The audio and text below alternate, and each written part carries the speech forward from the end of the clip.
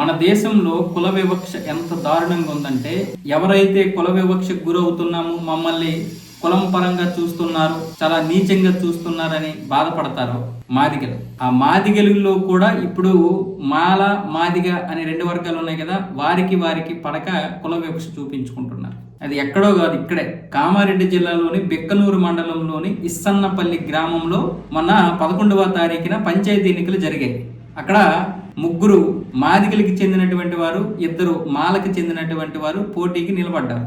అయితే అందులో మాలకి చెందినటువంటి రాముల్ని అక్కడ ఊరి ప్రజలు గెలిపించుకున్నారు. దాంతో మాదిగలకి కోపం వచ్చేసింది. మేము 3 నిల్చుంటే మమ్మల్ని గెలిపించకుండా మాలల్ని మీరు గెలిపిస్తారా అంటూ ఊరి ప్రజలకి వాళ్ళు ఒక తీవ్రమైనటువంటి హెచ్చరిక జారీ చేశారు. ఇక ఏ కార్యక్రమానికి మేము రాము, సాంప్రదాయబద్ధమైనటువంటి కార్యక్రమానికి మేము రాము అని చెప్పారు.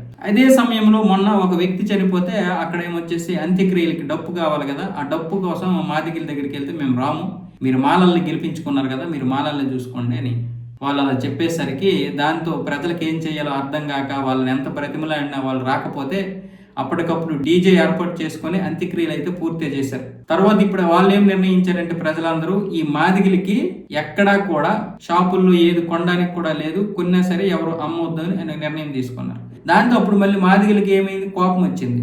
వాళ్ళు వెంటనే చాలా జనాభా ఉన్నారు, వాళ్ళందరూ ర్యాలీ చేశారు. నిరసన ర్యాలీ చేస్తే ఈలోగా అధికారులకు తెలిసింది. అధికారులు హుటాహుటిన వచ్చి ఇరు వర్గాల వారిని కూర్చోబెట్టి కౌన్సిలింగ్ ఇప్పించి సద్దు మణిగించారు. కానీ మాదిగలు చేసింది ఎంత తప్పు? గెలిపించుకున్నది ఎవరు? మీలోనే కదా. మాల అయితేటి, మాదిగ అయితేటి. ఇప్పుడు మీలో మీకే పడకపోతే ఇంక మనకెలా? చూడండి, కుల వివక్షకు గురవుతున్నామన్నటువంటి వారే ఈ రోజు మళ్ళీ కుల వివక్షలో కూరుకుపోయారు. అంటే వీళ్ళలో వీళ్ళకి పడదు. మాదిగా, మాల, వీళ్ళు మేం పెద్ద అంటే మేం పెద్ద, మా కులం పెద్దది, మా కులం పెద్దదని వీళ్ళు కీచులాడుకుంటారు. కుల వ్యవస్థ ప్రతి దగ్గర ఉంది. మళ్ళీ వీళ్ళు బయటకు వచ్చి మమ్మల్ని కులపరంగా వివక్షకు గురి చేస్తున్నారు అని మళ్ళీ శుద్ధపోసి మాటలు మాట్లాడతారు. మీలో మీకే యూనిటీ లేకపోతే బయటకు వచ్చి ఏ విధంగా మీరు యూనిటీగా ఉండగలరు? దీని గురించి మీరు ఫైట్ చేయగలరు? ఇప్పుడిప్పుడే కుల వివక్ష నుంచి జనాల్లో ఒక చిన్న మార్పు వచ్చింది. పెద్దది రాకపోయినా ఒక చిన్న మార్పు వచ్చింది.